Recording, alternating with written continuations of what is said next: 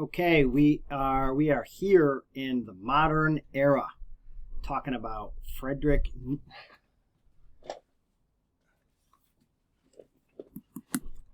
Nietzsche, the man with the mustache, philosopher of this. There's the Big Lebowski reference. I don't know why, just because of the mustache, I suppose, the Sam Elliott mustache. Famous for his mustache, misunderstood in terms of, again, Nietzsche, Marx, feminist philosophy.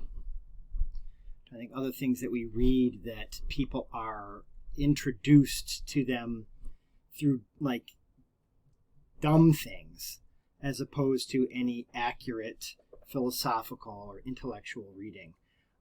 Maybe I'm not helping by starting off with a image of the Nietzsche superimposed over Sam Elliott from the movie The Big Lebowski, but certainly the next image isn't going to help much either. Nietzsche is a bro. This is bro philosophy par excellence. Nietzsche he keeps it 100. He keeps it real. He is got some broy ideas. But we don't want to, throw little baby Frederick out with the bathwater here. He has a lot of good ideas, really, really good ideas. They're just dangerous ideas. They're ideas that can be misappropriated to not nice ends. And we have historical examples of this. Like, if you influence the Nazis, there's something going on, right? So, we want to be cautious here. I've tried to cut down. I have a lot of other images and like memes and weird stuff that I've done for Nietzsche. One of which is gun safety, the 4 rules of gun safety, but they're about Friedrich Nietzsche. Maybe we'll save that for in class. Anyway, it's dangerous philosophy. It's broy philosophy, but it's, let's talk about it. It's a short reading that we had here. It's an excerpt from Beyond Good and Evil. Nietzsche is a modern philosopher. So in that regard, he's like Marx, although his philosophy is very, very different from Marx. Nietzsche has a very low regard for communism and socialism. He as we'll see why. Okay, so Friedrich Nietzsche, pros and cons.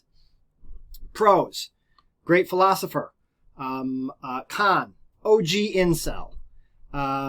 His philosophy is very important. It teaches us a lot. And I don't want to get into ad hominem. I mean, I guess I'm well within the bounds of ad hominem attacks on the poor guy.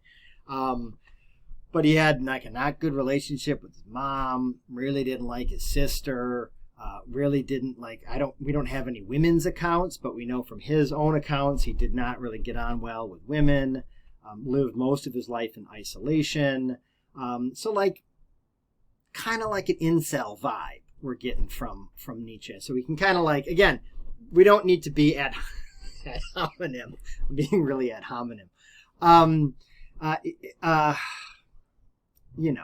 shouldn't be the poor guy.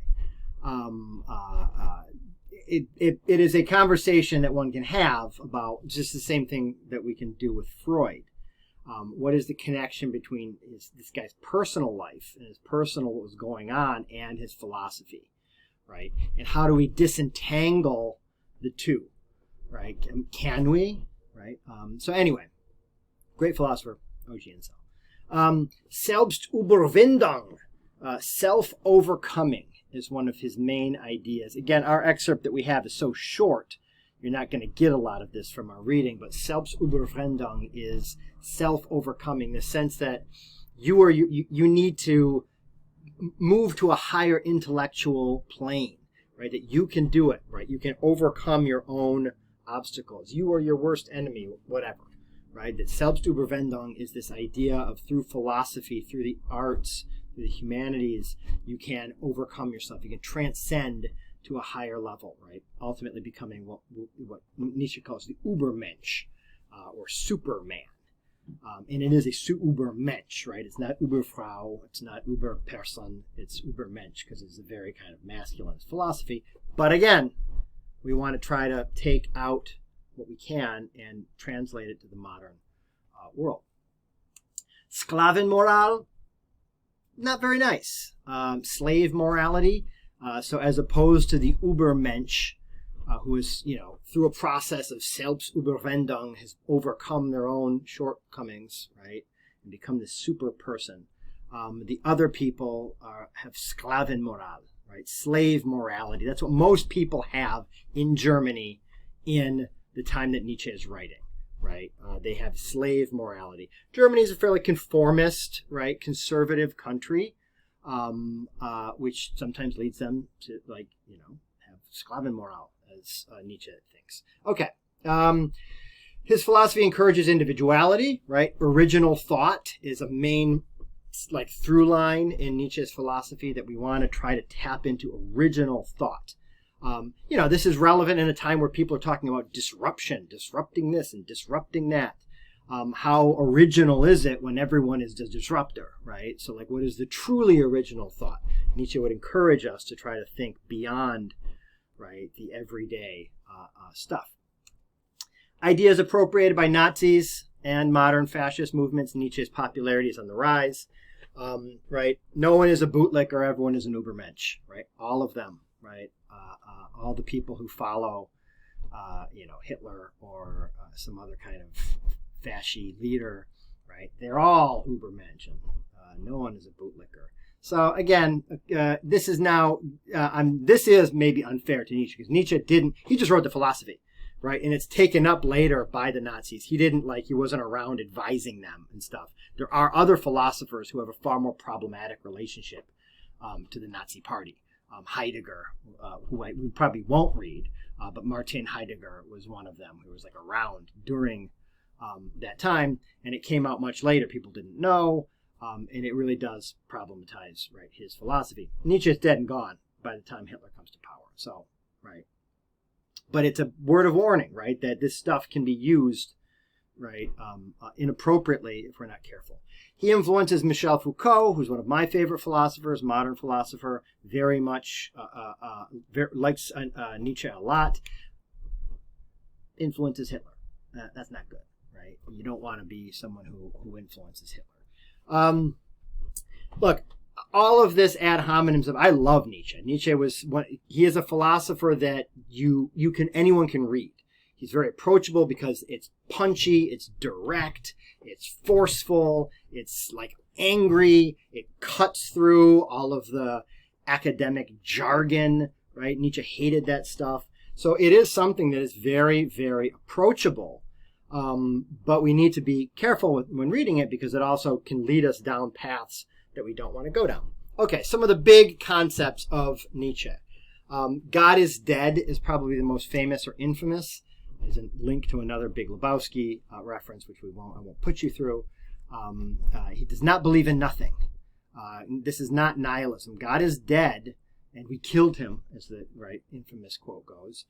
We don't need a God anymore, says Nietzsche. We've got culture, we've got arts, we've got the sciences, we've got all of this incredible stuff that human beings have made. Let's pour ourselves into it with the same passion and zeal that people pour themselves into a religion. We don't need God. We have it. We have everything we need and then some, right? That the best parts of our culture should replace God. This is Nietzsche's kind of Nietzsche's thinking. Again, Sklavenmoral, he associates the slave mentality with Christianity. Obviously, Christianity being the prominent religion in Germany at the time. He refers to Christians as the Haude, the herd. So again, not cool, man. But he thinks that what it does is that it gives you something to think about outside of the here and now, outside of the present. And Nietzsche really wants us to live in the present and not think about an afterlife and not think about some reward in the future. Religion turns good things into bad things. So this is where we could think about the relationship between what Nietzsche is saying and what Hobbes says, right? There is no justice in the state of war. So Nietzsche says that in the kind of, before we have civil society, the stuff that makes people strong and survive, once we get into civil society, we can't have that stuff anymore. So we venerate the opposite stuff. So it's not about confidence, right? It's about humility. It's not about sex. It's about being about chastity, right? So like, and again, many things that he's associating with Christian ideology here, right? That it's not about we should forgive our enemies. It's supposed to like smashing them down into the ground. That's what Nietzsche says. Here's another link we can watch in class. Greed is Good. It's a Gordon Gekko to the movie Wall Street. Very Nietzschean character.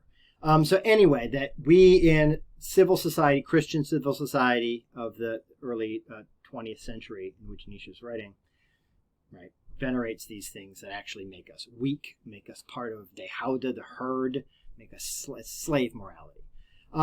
Also doesn't like religion because it mutes the suffering of our life, right? Gives us some kind of false hope. Nietzsche doesn't, there's contradictory points on this. Nietzsche claims that he doesn't like suffering. It's not something that you should seek out as a good, but it's something that you should just live within, right? When you're suffering, you should just live it. It's kind of like a Buddhist mentality, right? That suffering just is, you can't escape it, so just live within it. At other points in his writing, there's this term amor fati, a kind of like a obsession with fate, with bad things, and it kind of suggests that suffering is good. So a little contradictory there. Should we think suffering is good, or should we just deal with it? Should we seek it out? Anyway, one way or another, that you should be stoic, right, in the face of suffering, or you shouldn't. It's contradictory in Nietzsche's ideas. Last thing, don't drink. This is Nietzsche's PSA, that he thinks, again, it dulls your senses, that it makes you, helps you to escape from reality, or makes you happy when you're not happy, makes you sad when you're happy, makes you not think about things. Any kind of alcohol or drug use, I suppose, by extension, dulls the edges of life. And Nietzsche really wants to like feel those edges of life and live life to the fullest, every single moment to the fullest. More on Nietzsche next time, and how he is a potentially dangerous weapon.